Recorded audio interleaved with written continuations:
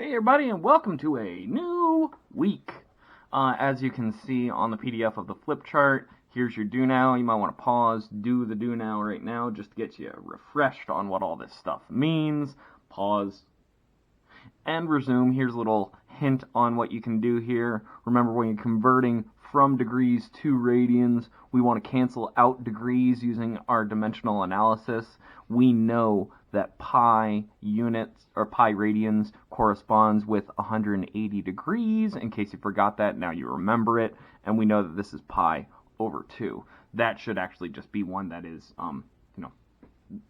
obvious to you. It is pi over 2. 135 degrees, that might be a little bit more difficult. 300 degrees, I know that would be difficult for me. 240 degrees, also difficult. I'll put the answers up here in just a second, but all of those you do the exact same way.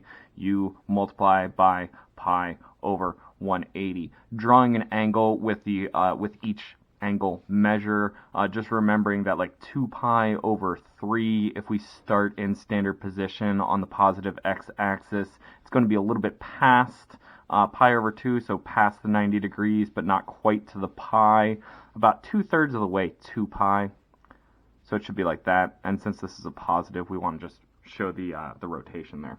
So just flip to the second page here, and you can see all the answers right there if you care about those, which you really should. You really should care about those answers. All right? This was an assignment that you were not assigned, so ignore that.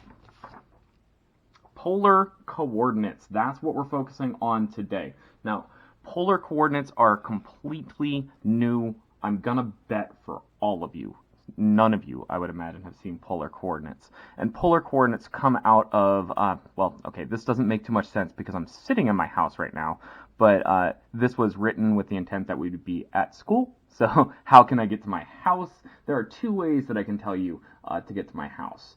I can say, go 4 blocks east and 9 blocks south. If I look at that on a map, that would say, okay, so I start at school right there. No, let's not call it S. Let's be nice and personal. CA. To get home, I'm going to go 4 blocks east, so 4 blocks, and 9 blocks south, 9 blocks, and then I'm going to end at Woj home. All right, so that's one way to get from school to my house. Let's call that a right angle.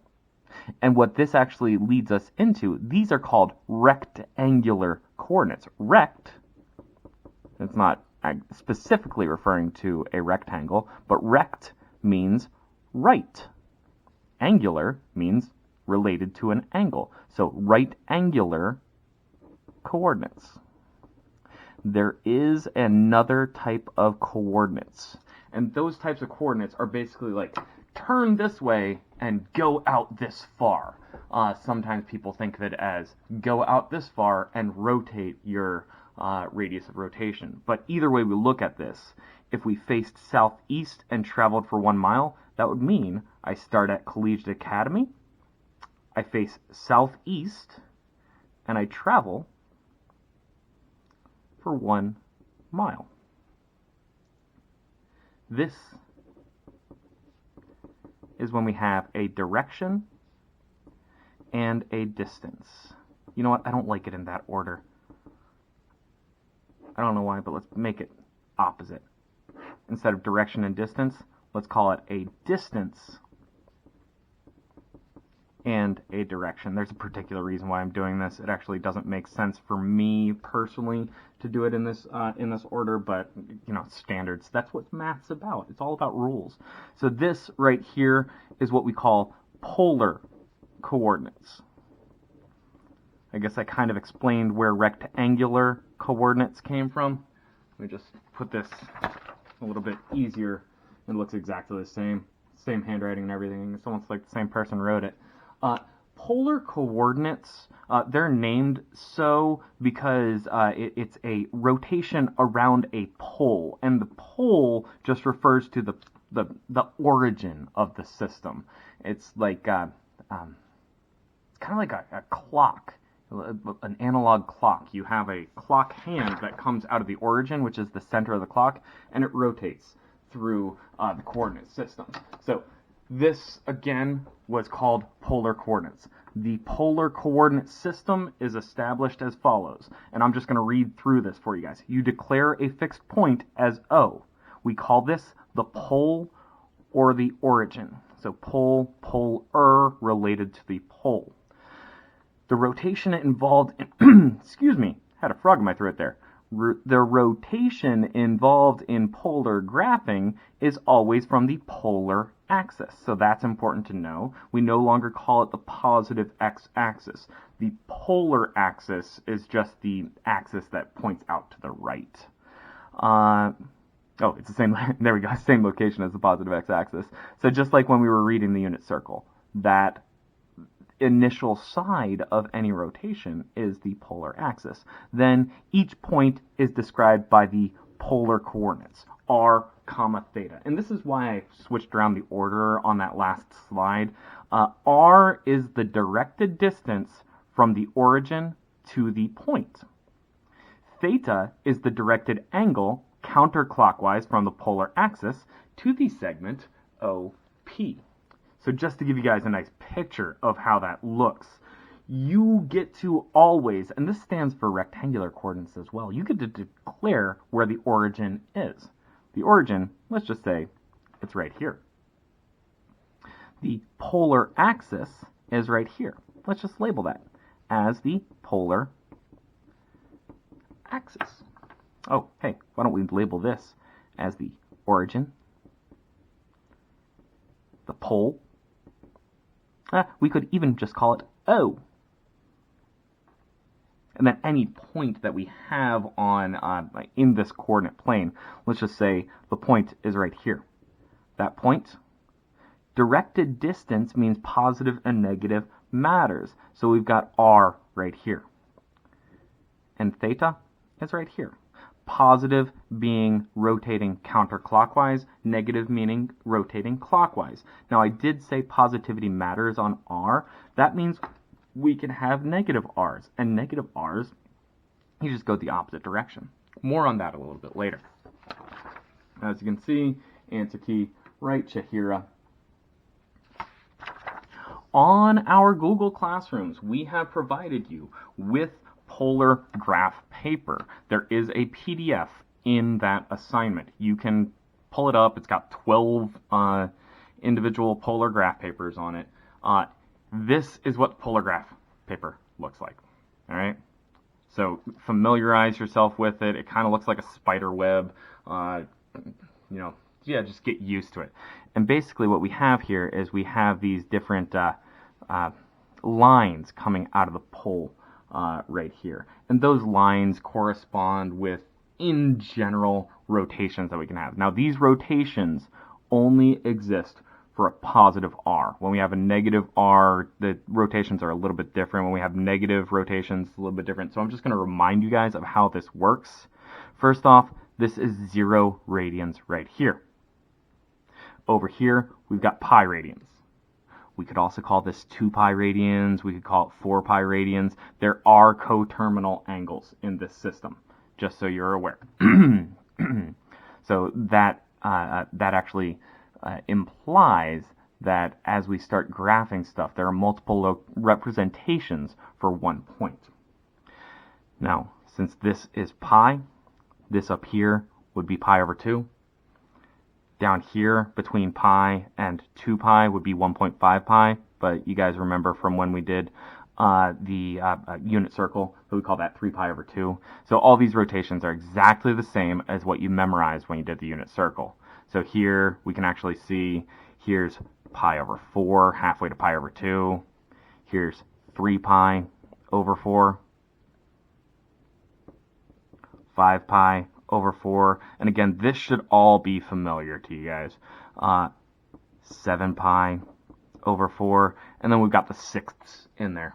We got pi over 6. We got 2 pi over 6, or pi over 3. We got 2 pi over 3. Hey, that popped up in the do now.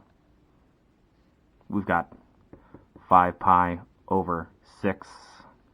7 pi over 6.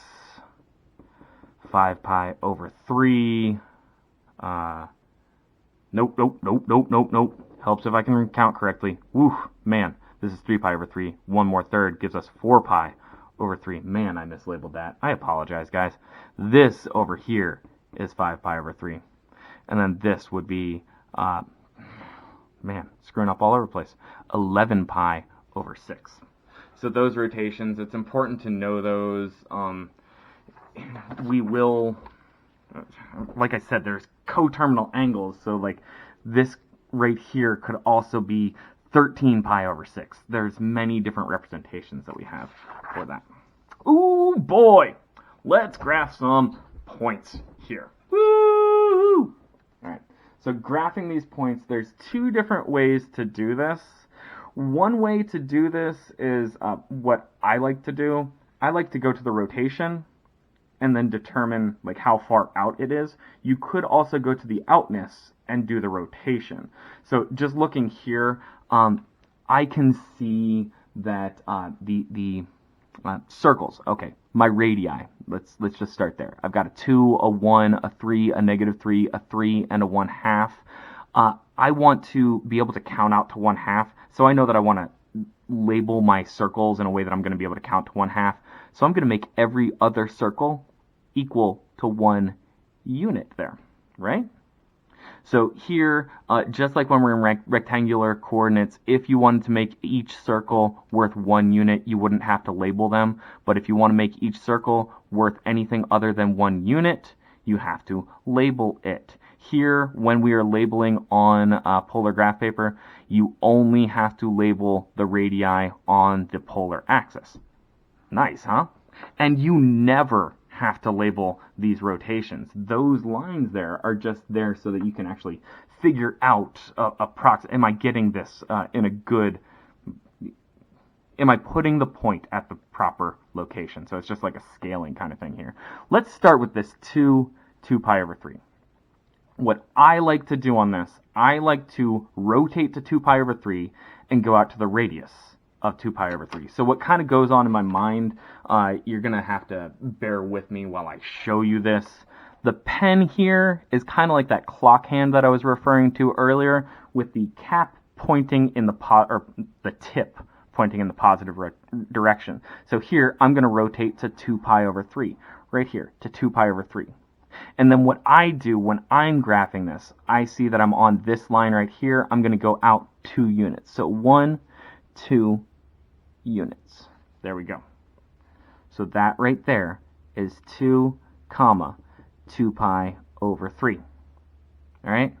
The other way to do this, and some people, it doesn't work in my mind, but you know, some people like it, and you might be one of these people. Some people like to go out to the appropriate radius and then rotate. So here we know that if the radius is 2, we're going to go out to that 4th circle, and then we're going to rotate around to 2 pi over 3.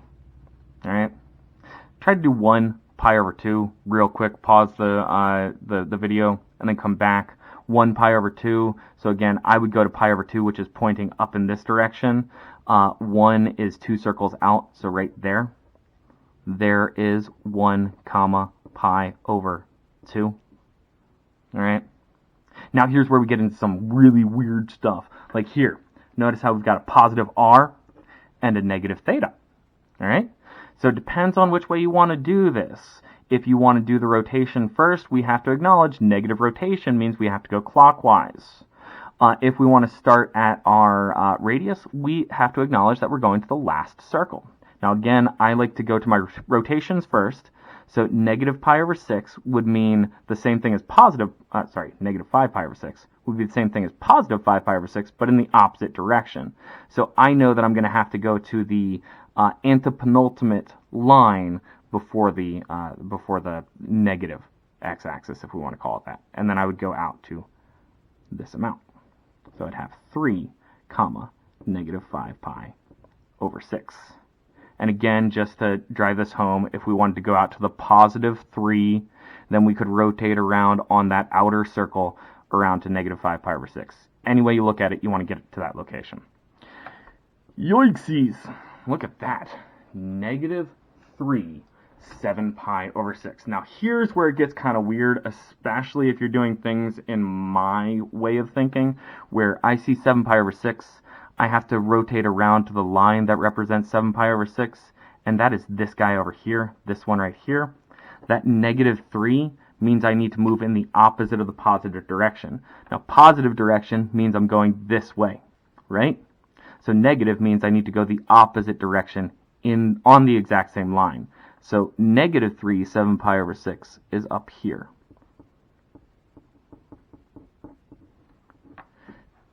This is the time where I think graphing radius and then rotation might be a little bit easier, because I look at -3. -3 is actually going to be, instead of going in the positive x-axis, we go to the negative x-axis. And then we rotate around 7 pi over 6. We end up at the same location. So I think with the negative r, that's where you might think of the r first, and then the theta. Oh, good. Positive. 3 pi over 6. So that means I'm going out to 3, going around. Oh, wow, look at that. This point is both -3, 7 pi over 6, and 3 pi over 6. Hey, cool. I kind of alluded to that earlier, where I said it's possible to have multiple representations for the same point. And 1/2 7 pi over 4, just going out to 1/2. 7 pi over 4 is all the way around here. I like it when thetas are positive. It makes it so much easier to graph. 1/2 7 pi over 4. And I'm realizing there's a somewhat lacking here. I don't have any negatives here, so let's just make a -2 comma, what do you guys think of -3 pi over 4? All right, so I'm just making this up off the top of my head. -2, -3 pi over 4. Well, again, the way that I look at this, I start on my positive x-axis. I see a negative rotation. I'm going to rotate -3 pi over 4, so there's -1/2 pi. There's -3/4 pi. And then I know this is the positive direction for that rotation. Negative rotation is going to be up here. So -2 would be 1, 2. This is where that -2 comma -3 pi over 4 is. And again, where I can see that this might be easier if I go 1, 2 to get to my radius first and then rotate around on this circle. I'm rotating from here, -3 pi over 4. Well, -3 pi over 4, negative means go in the clockwise direction. 1/4, 2/4, 3/4. I end up at the same place. So it really doesn't matter how you do it. You're going to get into the same location. All right. So here is what we have. Yeah, that's just the answer key. I don't know why I blanked out there for a second. Okay, next thing that we have to do, we have to be able to come up with alternate representations for this point. Well, I see that my radius is going to be 2. So really, I don't actually have to make each circle worth 1/2 like I did in the last slide. I could just leave each circle as 1 unit and just go out to the second circle. Let's see how tiny that circle is. I just want to spread this out so I can be more appreciative of what it looks like. So yeah, I just spread it out to make it fill up the graph a little bit more. So looking here, I got 2, -2 pi over 3. I'm just going to do it the way that I did it. Go out to my radius. No, wait, no, that's not what I did. I rotated first. -2 pi over 3 means I'm going to go clockwise, so 1/3, 2/3, and going out 2 is going to be out 4 circles. Maybe I should do it go out the radius and go 1, 2. Hey, there's my point. Either way, I get the same place. Now, the other thing that I want to do, I want to find 3 different representations of it using the -2 pi less than theta and theta less than 2 pi. So basically, I want all of my thetas to be between -2 pi and +2 pi. If I get anything bigger, I'm not satisfying this. So one way that I can do this, I can take the original radius and the original theta, and what I can do, if I want to end up at the same point, just going around on this circle, to get at this point again, all I have to do is go around 1 full rotation in either direction. And we remember adding or subtracting 2 pi is the same thing as 1 rotation. So what I would look at here, if I subtracted 2 pi from 2 pi over 3, that would make it less than negative 2 pi over 3. So I'm just like experimenting with this. I'm going to add 2 pi. That. So another representation of this. Okay, this Atticus, my son, is learning, fractions and whatnot. So this is going to be a little bit difficult. Let's see, I want common denominator of 3. Denominator there is 1. So this would be 6 pi over 3. Negative 2 pi over 3 plus 6 pi over 3 means another representation could be 2 comma 4 pi over 3. And just to drive that home, this is one of my answers. Remember, 3 different representations. So to drive that home, I could go out to 2 and rotate around 4 pi over 3, and I end up at the same location, right? Another way to do this is to, again, I want to stay on this circle. So if I stay on this circle and I go to the opposite line, and then just go on that line exactly the opposite direction. So basically what that is negate your radius. Instead of going out in the positive direction, I want to go in the negative direction, right? So take a negative 2 and go around a half rotation, right? Let's go around this direction first. So let's, oops, helps if I actually put it down there. Negative 2 pi over 3 plus pi. So again, that's negating r. If it was already negative, make it positive. And add half rotation. So here, this would be negative 2, comma, negative 2 pi over 3 plus common denominator 3 pi over 3. This would be the same thing as negative 2, comma, 2 pi, negative 2 plus 3 pi over 3. So there's my second representation. And again, looking at this, if I wanted to do it the fun way, negative 2 is here, and rotating pi over 3 gets me right to the same location. And the last way to do it is basically the same thing as this, but instead of adding half a rotation, we're going to take off half a rotation. So here, we're still going to negate. So negate your r value. And take your theta value and subtract half a rotation. So subtract half rotation. And that would be negative 2, comma, let's just do the math here, minus 3 pi over 3 would be negative 2, comma, negative 5 pi over 3. All right? And just to show you that it's like laid out for you. There you go. Next thing. General depiction of a polar coordinate. When I put this down, make sure you salute it because it's a general depiction. Ha-ha! Zing! Somebody said that I need to include more jokes, so there was your joke. So general depiction. Origin. Radius. Polar axis. Theta. Now, you can take polar coordinates and you can overlay them onto rectangular coordinates. So there is a certain time that you want to switch back and forth between polar and rectangular. In order to do that, let's just say our point is right here. And that point is at r comma theta. To find the rectangular coordinates, we just know that we have a y value here and an x value here.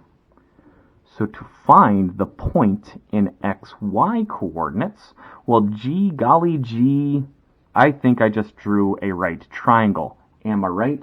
Of course I'm right. I'm always right. So looking at this, I can actually figure out SOHCAHTOA, right? Anytime I'm looking at a right triangle, I can do SOHCAHTOA. So looking at here, I've got the sine of theta is equal to my opposite, which is my y, over my hypotenuse, which is my r. I've got my cosine of theta is equal to my adjacent, which is my x, over my r. I've also got TOA, tangent of theta, is equal to opposite y over adjacent x. And I've even got x squared plus y squared is equal to r squared. Those are important formulas. I will actually point out that on the next page I have them typed up nice and pretty for you. Those are coordinate conversion formulas. You need to know these. The polar coordinates r theta are related to the rectangular coordinates as follows. X is equal to r cosine of theta. I just want to point out that right here, where I took cosine of theta is equal to x over r, I multiply by r. And I get r cosine of theta is equal to x. I take up here, I multiply by r, I get r sine of theta is equal to y. These other two are copied directly from above. Now I know that looks like a lot to memorize. Since your quizzes are now open note, you don't actually have to memorize them, but just a quick pointer on how I memorize these. Notice how I've got x cosine, y sine. It's similar to when we were doing the coordinate trigonometry, and I said just alphabetize. Alphabetize again. X goes with cosine, y goes with sine. It works in my head. If it doesn't work in your head, do something else. Figure it out. All right, so we want to convert each point to rectangular coordinates. All right, and the way to convert from rectangular coordinates to, from polar coordinates to rectangular coordinates, it's really easy. Basically, all you do is you take these two formulas right there. So to find out this, I've got my x is equal to my r, which is 2, times my cosine of my theta, which is pi.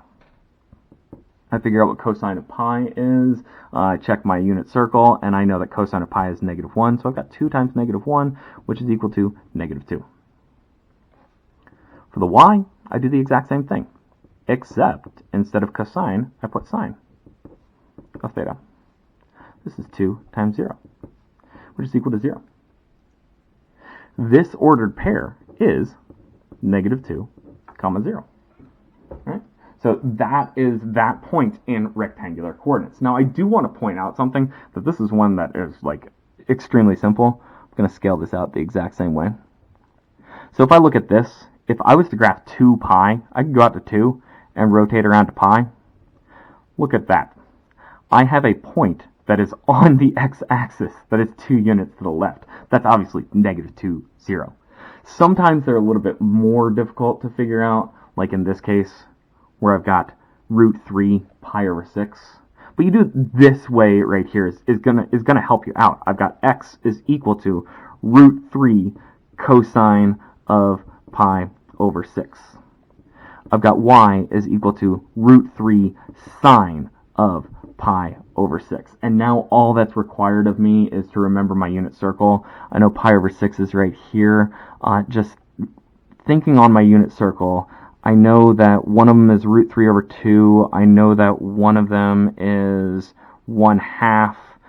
It looks like I'm further out than up, so √3 is bigger, 1/2, right? So this becomes √3 times √3 over 2. √3 times √3 is, I believe, 3 over 2. This one, sine of pi over 6, is 1/2. So this becomes √3 over 2. In rectangular coordinates, this would be 3/2, √3 over 2. Bueno? Bueno. Awesome.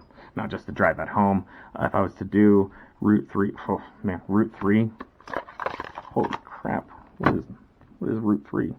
Turn on calculator. Oh, there it is. √3, 1.732. 1.732. So it's a little bit, like a quarter of the way, a little bit before a quarter of the way. And pi over 6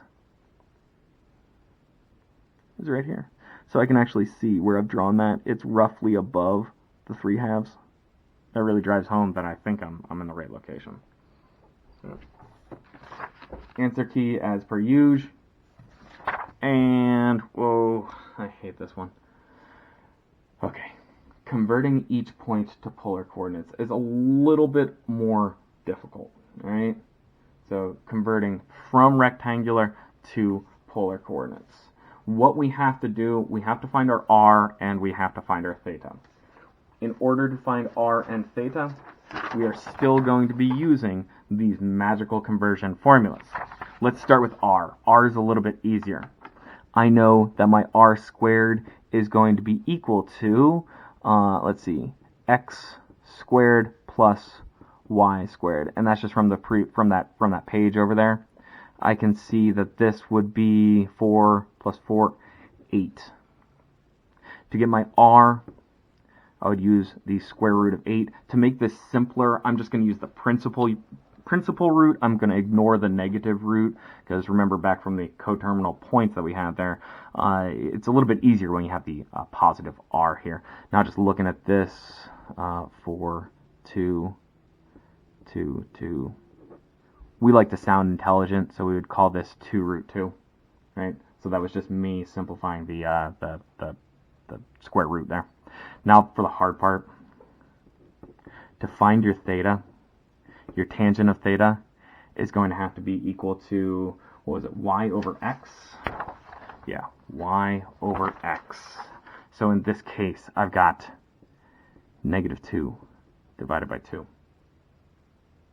In order to figure that out, to find out where tangent of theta is equal to negative 1, really, you just have to use your unit circle and organize your thoughts on this one. Tangent of theta equaling negative 1, that means that I have to be at either this 7 pi over 4 or the pi over 4, right there. No, sorry, 7 pi over 4 or 3 pi over 4. That's where my tangent of theta is equal to negative 1. So my theta is going to be equal to, let's just goof around with this, 7 pi over 4 or 3 pi over 4. Now to find out if I'm using the exact right one, I see I've got 2, negative 2. That means that I'm going to be in the fourth quadrant. To be in the fourth quadrant, that would mean, okay, my fourth quadrant is going to be this bad boy right here, right? That's 7 pi over 4. So I'm going to have my r, let's just write this out, r theta is going to be equal to 2 root 2 comma 7 pi over 4, because I know I want to have this guy right over here. Other ones you could have, or 2 root 2, and then just come down pi over 4, so that would be negative pi over 4. You could also have negative 2 root 2, 3 pi over 4. Any of those work. I think negative 2 root 2, 5 pi over 4, negative 5 pi over 4 would also work. Now let's look at this one. 0, comma 4. We could go for the really complicated way of doing this. R squared is equal to 0 squared plus 4 squared. Okay, that's hard. R squared is equal to 16, so R is equal to 4. We could also go in and find out that our tangent of theta is equal to y over x, which is undefined. We know that tangent is undefined at pi over 2 and 3 pi over 2. So in this case, I would say my r comma theta is equal to 4 comma pi over 2. That's the hard way to do it. Easy way to do this, 0, 4. Well, let's call each circle 1 unit. 0, 4 is just up 4 units on the y-axis. That's right on pi over 2. And it's 4 units up. Either way you want to do it is fine. You just got to figure out a way to do it. Alright? So here we got answer key. And I swear we are almost done. I hope. I really hope we are. Let's see. Okay. So when converting from rectangular to polar, replace x with r cosine theta and y with r sine theta. Okay, this is what we're doing when we're converting a rectangular function into a polar function. All right. So in order to do this, I've got y is equal to x squared. In order to accomplish this one, I see replace y with r sine of theta. So r sine of theta is going to be equal to x, replace it with r cosine of theta. Again, these are from the conversion formulas of like 5 pages ago. So here this is going to be r cosine of theta squared. Let's just clean this up a little bit. We got r sine of theta is equal to r squared cosine squared of theta. That was just me putting that squared into both factors in that that side of the equation there. Now, we're kind of bleeding forward into the into polar functions, which is next section. But let's just take this a little bit further. When you have polar functions, you want to solve for r. Just to give you a nice heads up for next week. In a polar function, r is the dependent variable and theta is the independent variable. So in this case, you just want to solve it for r. So looking here, let's see, I could divide by r on both sides, right? So then I'd have sine of theta is equal to r squared divided by r is r cosine squared of theta. To get r by itself, divide by cosine squared of theta, and we have r is equal to sine theta over cosine squared of theta. All right, so that's fine to leave it that way, but I think we know from when was this? Beginning of January. This just doesn't look cool. We don't like to have our functions, our trigonometric functions in the denominator. Just using some real quick trig identities here, I can say that this is sine of theta over cosine of theta times 1 over cosine of theta. Those of you that are in my class remember that this is one of my favorite things to do, is to play with trigonometric identities. I see sine over cosine. I know that's the same thing as tangent. 1 over cosine is the same thing as secant. So really the only way that you need to do this is if this is a multiple choice quiz and you're trying to match my answer. I'll probably go for the answer that doesn't have any functions in the denominator. You can see right there. Bueno, I hope it's bueno. All right, the other way is a little bit more difficult. You have to keep in mind all 4 of those trigonometric, of the conversion formulas.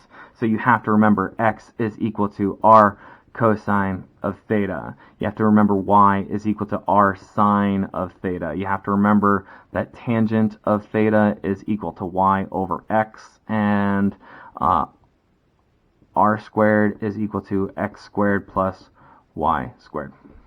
Again, you could just copy those off the previous the page from like 8 pages ago, or like me, you could just have them memorized.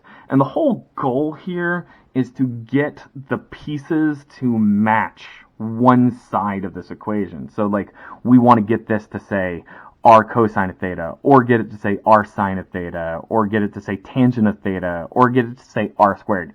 Doing some sort of mathematical stuff that we're allowed to do. So like here, if I wanted to get this to say r cosine of theta, this is the wrong way to do it. But if I wanted to get this to say r cosine of theta on the left-hand side, I could just go in and multiply by cosine. Multiply r by cosine, I get r cosine of theta, right? If I multiply by cosine of theta on one side, we have to remember that all math rules always apply. So if I multiply by something on one side, I got to multiply by something on the other side. And this now becomes x equals 9 cosine of theta. And here's where I know that this is just a bad way to do it, because nothing up here has just cosine of theta or 9 cosine of theta by itself. So that is what we call ciabatta. Another bad thing to do would be to multiply by sine of theta on both sides for a similar argument. But there's one other operation I can do to r that I can think of to get r squared. I hope you're all thinking the same thing with me, where I can square r and I can get r squared, right? If I square r, I have to also square the other side. So r squared is equal to 9 squared. Let's just write that down as r squared is equal to 81, because 9 squared is 81. Now I look back up here at my conversion formulas, and I happen to have r squared is equal to x squared plus y squared. I now have x squared plus y squared is equal to 81. Perfect. That looks absolutely gorgeous. And this allows me to see that r equals 9 is actually a circle centered at the origin with a radius of 81. If we remember from, oh my goodness, was that 3 weeks ago? We've been doing this for so long. So long. All right. Now some other things that we have to look at. Ooh, looking at this, I got theta. Okay, the only formula that I see up here that involves just theta on one side is that tangent of theta. So to get this to match that, I'm just going to apply tangent to theta. Why? Because I can, as long as when I do something to one side, I do something to the other side. Remember, that's just the definition of equality. Equality is not favoring one side over another. It's just making sure every side gets exactly the same treatment. So here we've got tangent of theta, tangent of pi over 3. Again, just looking at my unit circle, I see is root 3. Now I look back up here, and I have tangent of theta is y over x, so I got y over x is equal to root 3. And just because I'm a traditionalist, I like to get y by itself, so I got y is equal to x root 3. That's a direct variation. This is a line that goes through the origin that has a slope of root 3. That's pretty cool, isn't it? Ooh, hard one.